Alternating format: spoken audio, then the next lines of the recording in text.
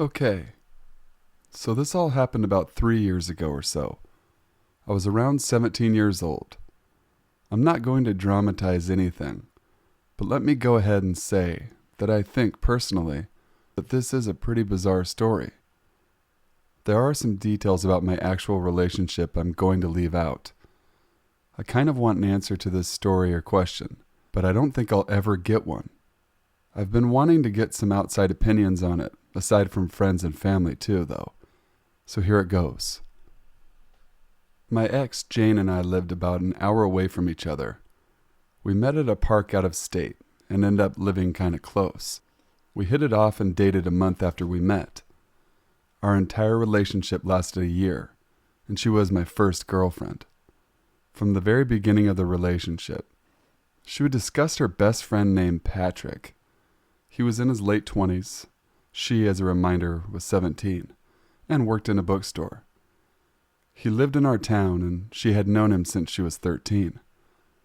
From very early on, I thought the stories she would tell me about him were outlandish.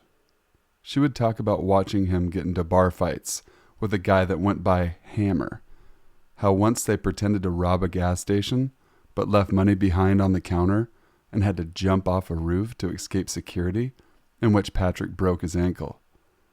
Another time, Patrick got a brand new Mustang that they wanted to crash into a lake, so they jumped out at the last second. She told me that one toward the end of our relationship, at which point I was completely skeptical of everything she said. You get the idea. The stories she told seemed clearly exaggerated or downright fake. Part of me thought she was trying to impress me for whatever reason. Here are some important facts that I don't exactly know where to put, so I'll lay them out here. Number 1, Jane was an artist. She drew all the time in her journal. She rarely drew people as they actually were. She drew people as monsters or animals. For example, she always drew me as a giraffe. She was good at that. Number 2, Patrick's last name, according to her, was pronounced and spelled a certain way. Willington. Patrick Willington. Number 3, Patrick's dad owned a successful company out of the state that Patrick would inherit. Number 4, Jane had a much, much older brother, who was in his late 20s as well, that had joined the military and moved to Korea. She only saw him every few years or so. Okay, now continuing. Jane would tell me that Patrick was very protective of her. She would tell him about me, and he would always be unsure of what he thought. She said he wanted to beat me up sometimes, and that he'd hurt me if I ever hurt her.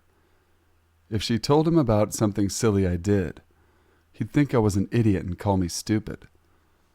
He also thought I was gay. This is all, of course, secondhand information. Never once in the entire relationship do I think I spoke to him. I'll get to that later. I'd also like to remind everyone that this was my first relationship. I was very insecure, very confused, and there was more going on in it that complicated some things. I did not have the best rationality, as you may have already deduced from how weird some of this sounds. The thing is, I really didn't have any reason not to believe her, you know? She had no reason to lie about any of this, but I was still skeptical. Sometimes Jane would go to Patrick's house really late at night, she'd say. She said she'd sleep on his couch and that he would literally throw her out of the house in the morning. Sometimes she said she had to sneak out of her house to go to his. He lived within walking distance, apparently. One time later in the relationship, Patrick invited her on an out-of-state trip back to his hometown. They were going to stay in a mountain cabin for a week. I was not happy about that. I was more upset when she said she wouldn't tell her parents and that they'd leave on a bus in the morning. Now, at this point in the relationship, I was very unsure of what exactly was going on with this Patrick person. But Jane said that if I told her parents about this trip, she wouldn't be able to go, and that Patrick would hate me and she'd be pissed. It was important for her because Patrick apparently would be forced to move away soon to work at his dad's company, and she said she'd never see him again, so she needed to go. Well, when the day came for her to leave, Also, I did discuss this with friends and family at the time. Patrick never showed up to get her. She was very upset, even though he'd be back in town one more time. Oh, another tidbit. Jane's parents never once mentioned Patrick, ever. She never brought him up around them either. The only time she mentioned Patrick to anyone else was to my dad once, after we broke up. She told my dad one of the most outlandish stories I mentioned. Why she met my dad after we broke up is for a different, unrelated reason that will not add to this story. My dad was flabbergasted, basically. I had told him about all this, but hearing it in person was crazy. Patrick was to have a birthday party once, before the mountain cabin trip thing happened. I was invited. It was going to be at his house starting at midnight. I said I couldn't go to that, but I'd get him a present. I got him some toolkit thing she said he'd like, and gave it to her for him. She said she brought it and that he did in fact like it. She said the party lasted until 6 a.m. Patrick sent me a text from his phone once, when she was with him. It was standard behavior for him. He said I was a pansy or something, and that he'd beat me up. That was early on. Sorry things are out of order. I'm just kind of typing them as I remember. I'll edit anything I forget. Now, here's where I think things get very interesting. Jane lived nearby an elementary school. She walked with me there and said his house was close to it. So she leads me back to the school, where there is woodland. She brings me to the edge of the woods and has me look in. I see this very old wooden tin house sort of structure. It has broken windows. It's filthy and it's falling apart. The path to it is covered by bushes and trees. She said that this was his house. Oh, at this point, he had moved to work at the company out of state, by the way. I asked if she was joking. She said no, and that he wasn't very tidy, even when he did live there. I thought briefly that maybe the house was just weird looking on the outside, but actually good on the inside. But there's no way it was. It was abandoned. Anyways, the same day, she asked if I wanted to go inside. It was hot, getting dark. No one knew where we were exactly, and I didn't want to get cut up by bushes or go in this sketchy house. So I said maybe another time. She insisted, saying that Patrick wanted us to check on things, but eventually gave up. This was very close to the end of our relationship. I asked her a few questions, like, you went through those bushes and stuff every time you went to see him? And she said yes, but they had overgrown since he left. I also asked how he drove out of his house, how anyone visited him otherwise, how he got his mail. She eventually realized that maybe I didn't exactly believe her, and then she got mad. I said I was sorry and that it was just different to me. She insisted it was true. I let it go. Well, we ended up breaking up shortly after. But I had a hard time coping with the breakup, and ended up speaking with her again later. She was on a bus with her class to go on some trip. I lost connection with her and called her back. A young man answered. I asked who it was. He said Patrick Willingson, not Willington. So I opened up with a question about his last name, and also why he had her phone. He said that was always his last name. He said he was on his office phone. I kept asking him questions about himself that only the real Patrick would know. I heard noises in the background. He would pause for a minute before answering. I think she just handed the phone to a classmate and told him what to say, frankly. That's the only real reason to that. Well, he hung up and I called her back. Jane answered and said that Patrick told her I somehow got connected to his phone, since he was in her recent contacts or something. It's clearly bullshit. But I played along, asking one more time about the last name, to which she had no idea what I was talking about, saying it was always Willingson. And we left it at that. Oh, and he wanted to beat me up, of course. Badly, for breaking her heart. Well, I kept speaking to her for a week or two, and we both finally got closure about the relationship. But as I was recounting this experience with a friend, I realized something. Probably just a creepy coincidence. But I had said Jane was an artist, and that she always drew people as other things. Well, I saw many drawings of Patrick. She said he always wore this dark coat and ripped pants or something. She, as usual, didn't draw him as a human. She drew him as a skeleton. Really creeped me out for whatever reason when I remembered that. I may be forgetting some other weird things that happened, but that's the main stuff. Now, to tie it all together, here's some stuff I've done about it since. I tried using Google Earth to look at where his house was, since I remember exactly where she showed me. The trees are too thick to see in, and there is construction nearby, so it may not even be there anymore. I have not gone back in person since it is so far away and also close to her house. I have Googled and researched in countless ways Patrick's name, both names, and anything I could remember, and I had no useful results. She used to mention him on social media sometimes. A friend of mine who had trouble grasping all this found her profile and saw him mentioned. Recently, too.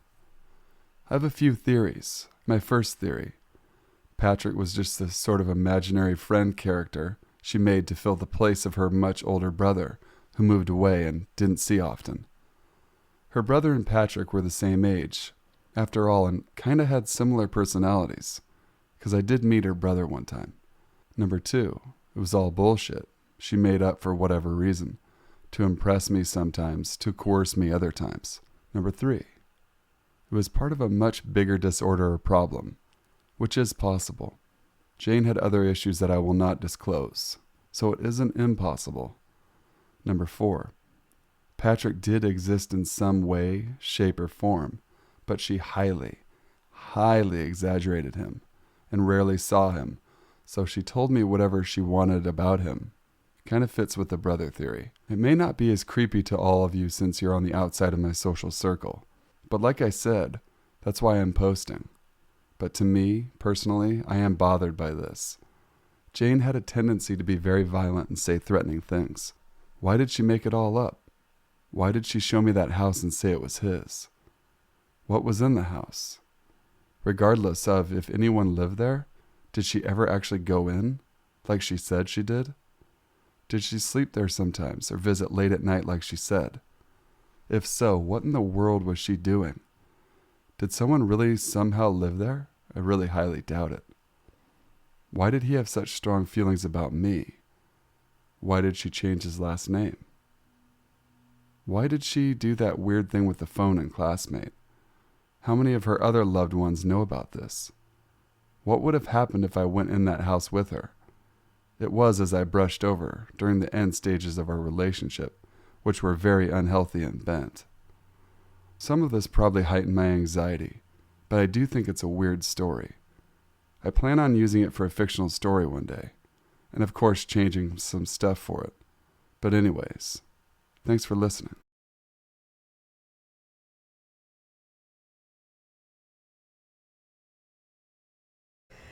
I am a white female living in an Asian country that is not my home country. This story happened about a year ago when I was 17, when I was riding the bus home at night after hanging out with my friends. After sitting on the bus for a while, a woman sat down next to me. I didn't really think anything of it until she motioned for me to take out my earphones and began talking to me. First, she asked me my name. I don't usually give out my real name to strangers, so I told her it was Natalie, one of my go-to fake names. Then she asked for my last name, which I thought was weird. My last name is really uncommon here because it's a Central European name. This was around the time the Ashley Madison thing happened, so I said it was Madison. Kind of silly, I know, but it worked. Next, she asked me where I was from, and I said the U.S., which is true, but didn't go into any more detail. Then she asked to see my passport. I'd never been asked that by a stranger, and my first reaction was just to say that I didn't have it, so she left that alone. She kept scooting closer to me the entire ride, even when there was no room for her to get closer, and I was pretty much up against the window.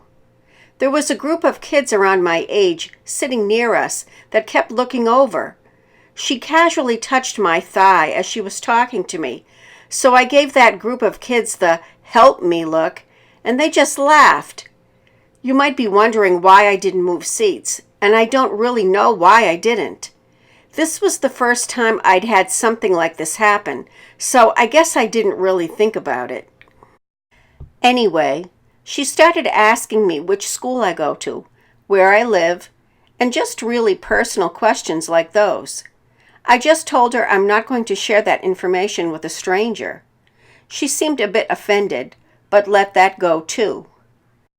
She also did something else that was pretty sketchy. She handed me a business card and told me that she could help me find a house if I needed to move at any point.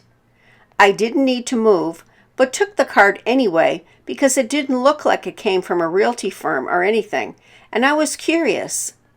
It was white with some hot pink-filled text boxes, black writing, I think, almost a bubble letter font. Very unprofessional for someone who presumably sells houses. Once I got home, I looked up the business name on the card, and it was some crappy phone company or texting service or something like that. I'm not even sure it was a legitimate business.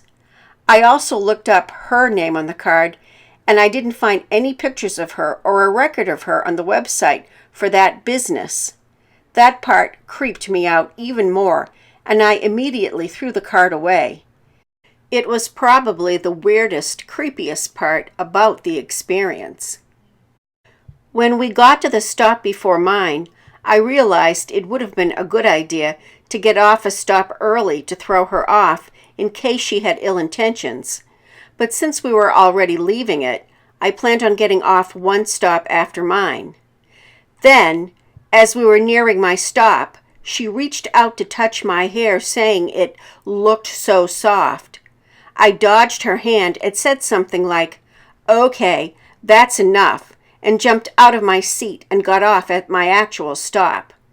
She didn't make any attempt to follow, but I walked in the opposite direction of my house just in case she was looking out the bus window or something. The whole way home, I kept checking over my shoulder, even though I knew it was impossible for her to be following me. I haven't seen that woman since it happened, and I hope that I never do.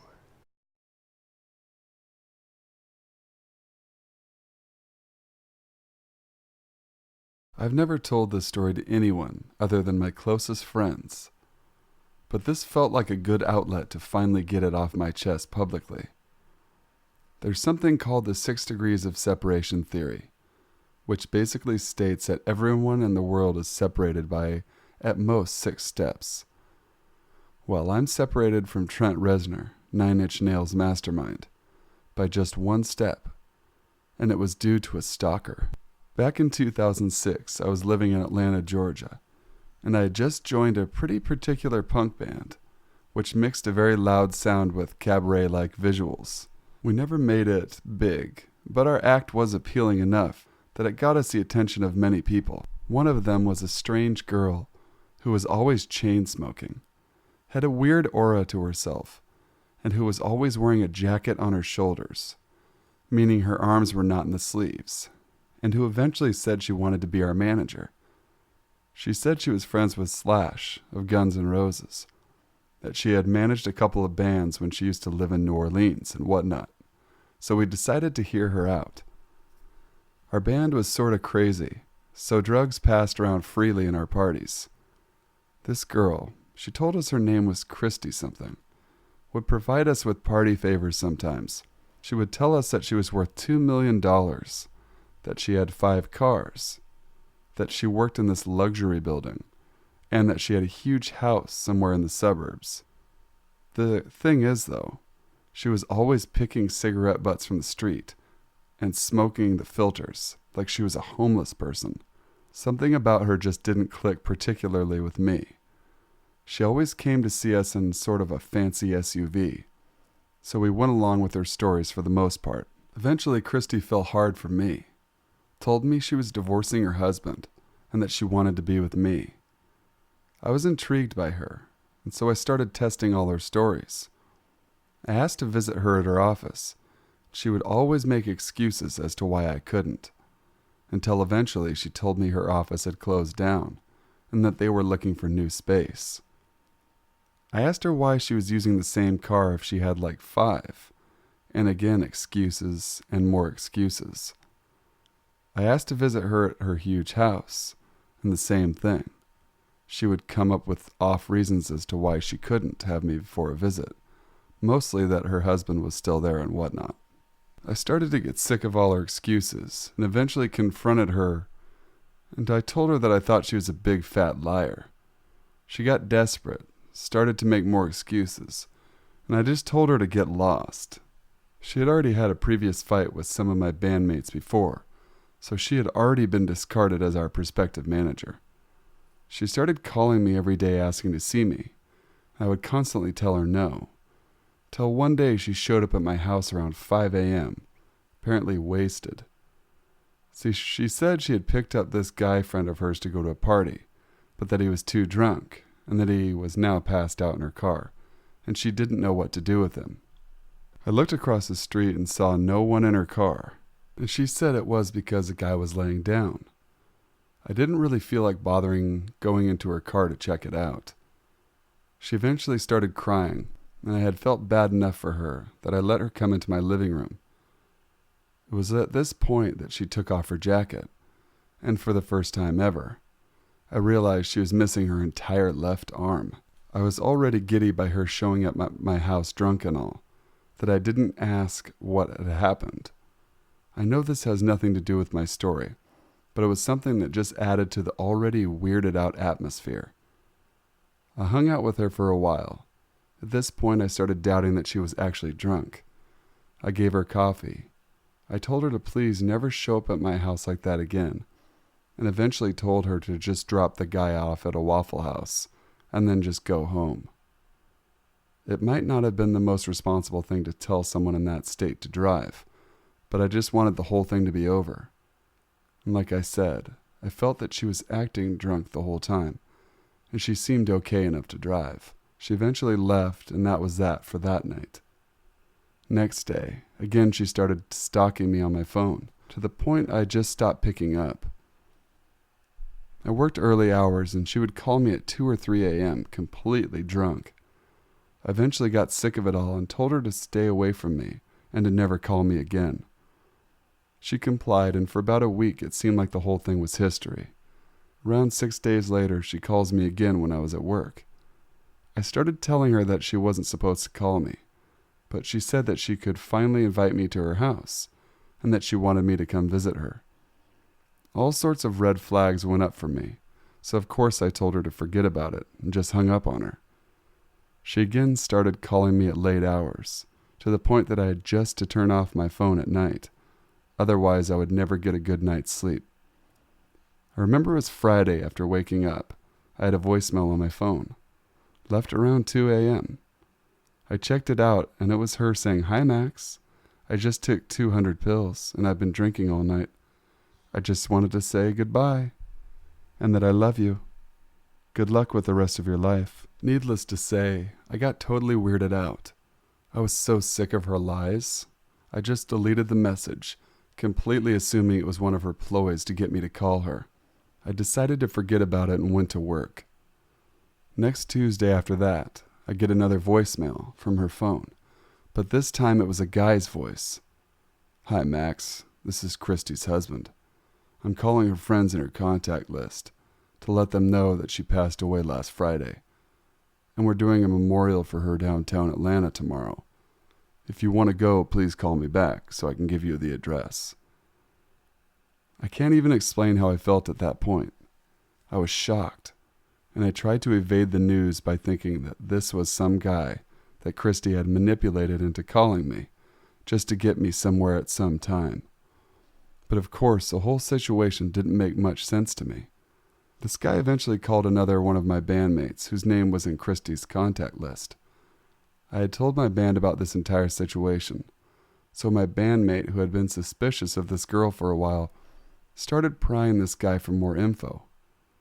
We eventually learned that she used a fake name with us the whole time, that her real name was Amber Applebaum, and that she was using a made-up name because she had been in trouble with the law. We Googled her, and sure enough, turns out she had stalked Trent Reznor in the past, and even managed to steal his credit card info. She even was arrested for it.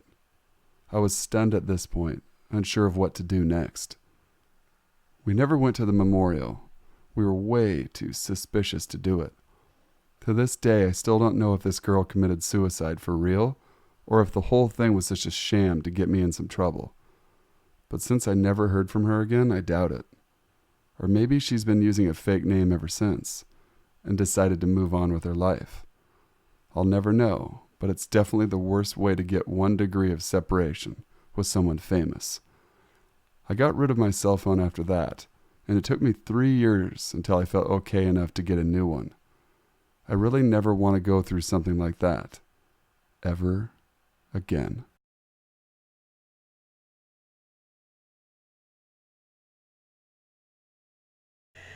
I work in a fairly busy hospital downtown in the NICU, Neonatal Intensive Care Unit. I usually work at night, and I kid you not, this happened to me less than 5 minutes ago. During orientation, we are taught to be observant to the signs of a possible abductor. We were taught to look for oversized clothing, bags, and shifty behavior. Luckily, I've never encountered a strange individual until just now. It's currently 2:59 a.m., and I've been sitting at the front desk since 11. I'm a nursing student, so I usually just do clerical work around the unit. I also watch the cameras to make sure no one is here that isn't supposed to be here. It's usually pretty quiet at night. However, I've already had sort of a weird night, so this just adds a cherry on top of it. The NICU and most of the second floor is a locked unit. This means that in order to gain entrance, you have to pick up a phone, which then rings to the desk. Usually it's parents wanting in to see their babies and family members who are lost. It quiets down around 11, so no one usually comes in or out during my shift, with the exception of housekeeping.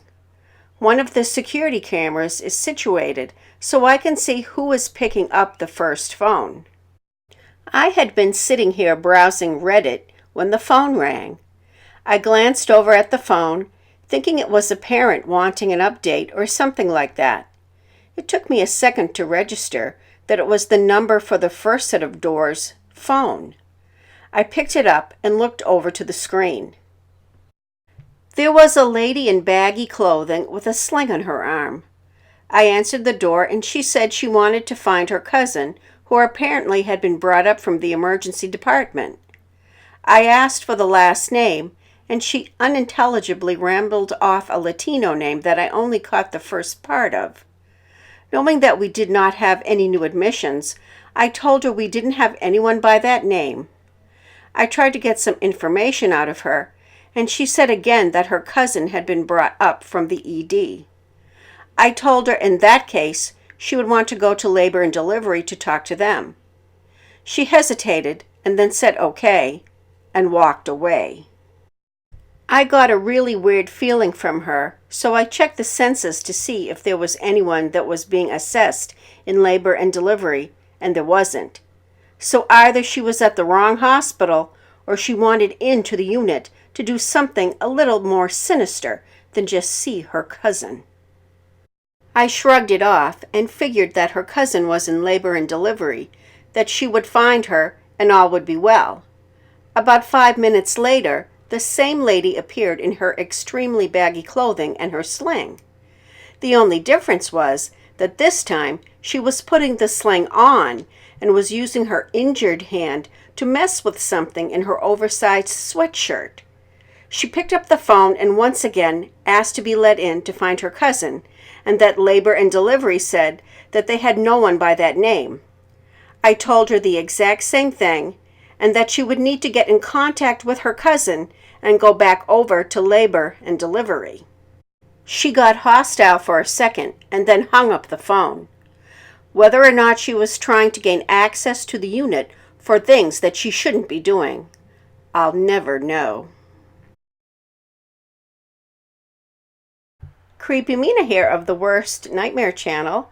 I hope you enjoyed this collaboration with the Sinful Savant. There's an icon above. Give it a click and check out his channel. I really enjoyed working with him. He was really pleasant to work with. So, give me a thumbs up, subscribe if you haven't already, share on your favorite social networking platform, follow me on Twitter, and always remember to stay safe.